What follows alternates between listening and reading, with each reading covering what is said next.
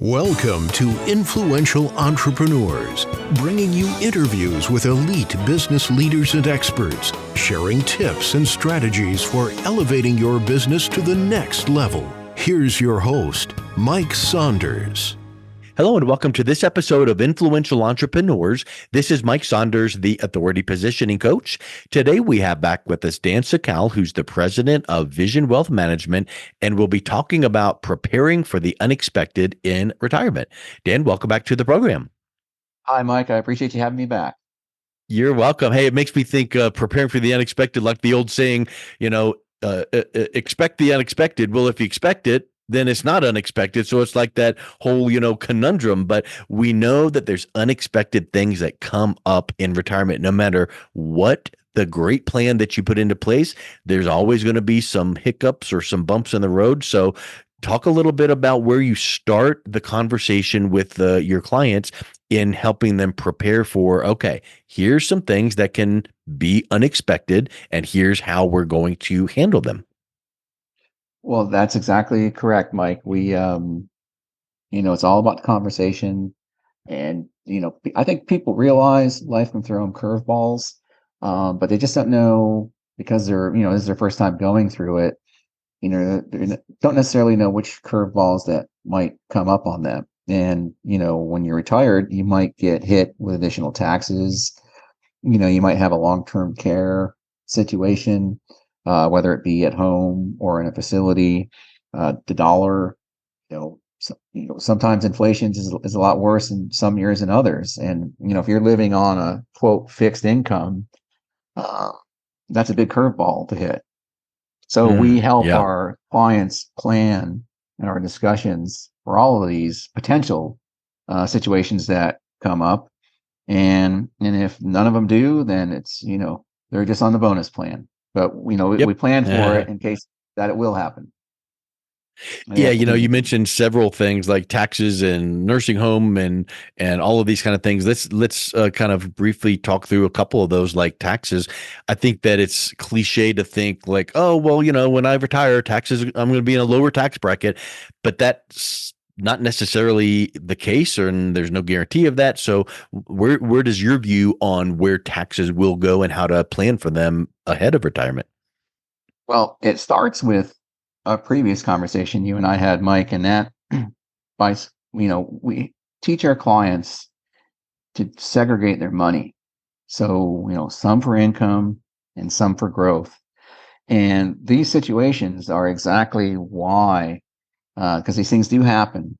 That's exactly why segregating that money and having some of that growth money is so important. In taxes, let's look at a couple dynamics facing your typical, retiree or somebody nearing retirement. They have IRAs, most of them, or 401ks or 403bs, and they have to take distributions from those plans. And those distributions are automatically ordinary income. No matter what happens, that's ordinary income. And then they have Social Security benefits. And depending on their adjusted gross income, and then remember, you have to add back any municipal bond interest. Depending on that income, 50 to 84, 85% of their Social Security benefits will be added to their taxable income. So, in those situations, that's where most, seniors are. And then we add in some macro factors. And it may not seem that way, but currently tax rates, they're not at their lowest, but historically they're still pretty low. And so we have lower tax rates on average. And now look at our national debt situation. We have $34 trillion in debt. The interest on that debt is going to be almost $1 trillion this year. So where's that money going to come from? I don't see, Republicans and Democrats putting their swords down and working across the aisle to tackle all the issues plaguing our country and solving this debt crisis by balancing budgets. I think it's more likely that they're just going to raise taxes to help offset this debt. And here you have your typical retired person who's just been cruising along, enjoying their lives. And all of a sudden, they're sitting ducks because they've got IRA distributions they have to take. They've got, Social Security benefits that may be taxable now, and they have no control over the tax rates. And because they have to take the income, and that's the problem. And what we do to help here is we offer our clients comprehensive tax analysis that looks into Roth conversions and other ways to produce tax-free income so that Mm. they have control over their taxes, both present and future. And that's the space that we're in. It reminds me of one time I heard someone say, regarding taxes on accounts like IRAs and 401ks, you put money in pre-tax, you've not paid taxes. So at some point when it comes out, the government's going to get their due. Well, is it going to be today or in 5 or 7 or 10 years when it's closer to retirement, when maybe the tax rates will go up? But they described it like it's a wolf sitting on top of a hole of like a rabbit hole, waiting for the rabbit to cut, and then bam, it pounces on it. And that's what the government's doing in reality, because they put off taking their taxes because they let you put it in and grow it. And then all of a sudden, here comes this huge event where you need the money. And it's not even just the need, because someone might go, oh, that 401k, that IRA, I'm just going to let it roll and sit there because I've got some money squirreled away. I don't even need it. But there's a time at a certain age where you're required to pull money out, right? And then triggers the taxes. That's exactly correct. And the more money you have, potentially the worse the situation is. And again, you have no control over it unless you take some control now before before anything happens and things change. Yeah. The only thing constant in life is change. So I think that's a huge point. So another unexpected expense or unexpected thing, like an expense, that you mentioned was like nursing home. So how prevalent is that for people statistically? Like, oh, I'm probably never going to need a nursing home, or will you? So what does that look like? There's a great chance that I believe it's about in the 40 to 50% chance that a senior will need some sort of care lasting up to 3 years, whether it be at home, skilled nursing coming to the home, or in a facility. I mean, let's face it, people aren't in nursing homes because they want to be. They're there because they have to be. Um, Mm. so, unfortunately, it happens. But again, preparing for it is the key, like anything else. I mean, you can't be around in this life too long without seeing somebody go through that situation. And I think rightly so. I think seniors fear that. They don't want to they don't want to go through that. They don't want to put their families through that. And it's harrowing experience. Even if you have good nursing care, it's not something that people want to do, but we still have to prepare for it because it could happen. Like again, like I said, nobody's in a nursing home because they want to be. They're in a nursing home because they have to be. So what we do, and it goes back to conversations we've had earlier about segregating, their money. And this is one of the reasons why we have money set aside for growth, because, the unexpected does happen. And if you haven't been growing money safely for emergencies that pop up like this and situations that pop up like this, then, your planning is incorrect. And we we work with our clients to make sure that that doesn't happen. And, traditionally, there's the long-term care insurance, where people pay a premium. And unfortunately, with insurances like that, it's like your auto insurance. If you go and you pay your auto insurance premium and you don't get in an accident, you don't go back to the insurance company and they write you a check because you didn't use it. It's the same thing with traditional term care. You pay for these policies; they're very expensive, and if you don't use them, that money's just gone. We Mm. help our clients because there's products out there. There's contracts that have riders that will increase your income if you wind up in a nursing home. There's asset-based plans where your asset grows and it has a nursing benefit. So if you need nursing care, that money's available for you.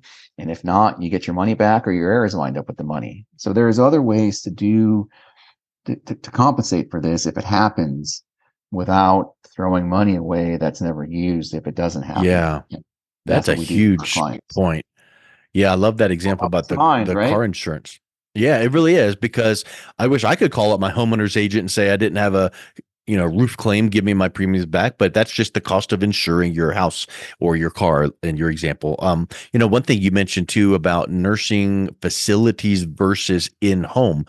I think that a lot of people would feel like, okay, yeah, I would prefer to be in home, but in certain, like long-term care policies, I'm mandated to use, from a list of these people, and I don't want these people in my home. Is there provisions where, with certain of these riders you mentioned, do you have the choice? Like, can I choose whoever as long as they're a licensed person, or how does that look like to get that in-home care? Absolutely. Absolutely. You get it in home, wherever it really just comes down to the ADLs, the activities of daily living. So once you can't perform a couple of those, then you can use it for home or in a facility, whichever works for you. And really, the thing that changes it is because, most people, like, again, they wind up in a nursing home because they kind of wore out the in-home because became a 24/7 situation. So, but Yeah. it's up to the client. It's nothing mandated by the companies that we deal with. That's huge, because I think Absolutely. that a lot of people would feel like, well, my niece or nephew, they're a, you know, nurse, or I would like to have them come in, or so having that control kind of gives them that peace of mind too. I think that's a big piece. And then yeah, it's like stair step. If you start with in home and then it progresses in years to come to where you need the next step, then at least it's there. But your decision to make that choice. That's exactly correct. And that's what we do for our clients. So you mentioned too about like inflation and the dollar losing its purchasing power. That would definitely be unexpected, hit, because taxes are unexpected in that we don't know what it's going to be, in years to come. But talk a little bit about the purchasing power of the U.S. dollar and inflation. What does that look like, and then how do you plan for that? Well, there is a couple factors involved there, and none of them are good, it seems. We get back to conversations we've had before about budgeting in our federal government. The main reason why we have this inflation is because, spending all this money over these years and, going into debt is finally catching up to us. We printed all these dollars, printing all these dollars like that the Fed does. It's kind of like, if you, Mike, had a drawer full of diamonds, you'd be very happy. But if everybody had a drawer full of diamonds, then it wouldn't be worth as much. And that's what Yeah. they've done with our dollar, unfortunately. They keep printing them and printing them and printing them and then buying debt with them. And it's finally, it's finally caught up to us. And that's why we have this inflation. Unfortunately, I don't see really how it ends really well without making some decisions, and some hard decisions that, we have to make as a country that says, hey, we have to balance these budgets. Otherwise, pretty much nobody's going to want our debt. You see it out there in treasury auctions. The treasury sells their securities through auctions. And each time over this last year, other governments around the world don't want our debt as much anymore because they're starting to back off of it. Then you have this Mhm. whole BRICS thing going on where, countries are actively trying to help the dollar lose its status as the world's reserve currency. And it's because of that world reserve currency status that we were able to accumulate all this debt in the first place. So it's a very real issue. I don't know how it gets solved, but as clients, we work with them. And again, that goes back to segregating our money and having growth to pay for these higher taxes that result from this purchasing power loss and having more money for purchasing power. And we even have conversations with our clients about gold, because that's certainly something that they can look at. We help them have that conversation to look at alternatives to say, okay, if this finally does erode too much, I'm going to protect myself from it, even though, Mhm. as best I can, because we're certainly not getting help from our government in this situation. It's almost like a seesaw. When you push down on one side, the other side automatically what goes up. That's So, correct. when you want to fix something, you print more money. But if you print more money, then this happens. And then, so like thinking about like the rising interest rate environment, how does that impact the income of clients that are in retirement, especially if they rely on fixed income Hey, the CD today is X, but all of a sudden the rate environment changes. And when that CD matures and I've got to get another one, ooh, did that change? So what do you do about that? And what are some considerations that way? Well, unfortunately, they don't generally keep pace with inflation, the rates. So you might get rate Mm, increases, but again, it's not keeping pace with inflation. So, and the best thing to do is position yourself so that you're getting the growth, because generally, like, the stock market's been okay. So you need that growth to help offset it. And again, you need to take a look at gold and silver and other investments like that that help to offset, not going crazy with it, but a small amount in there can help offset these losses that we're getting on our purchasing power. And it's all about taking a well-rounded approach. Again, we don't know what the unexpected is, but we expect it and we plan for it. We're in better shape for when it does happen, and that's what we help our clients do. So that then, again, it's all about peace of mind.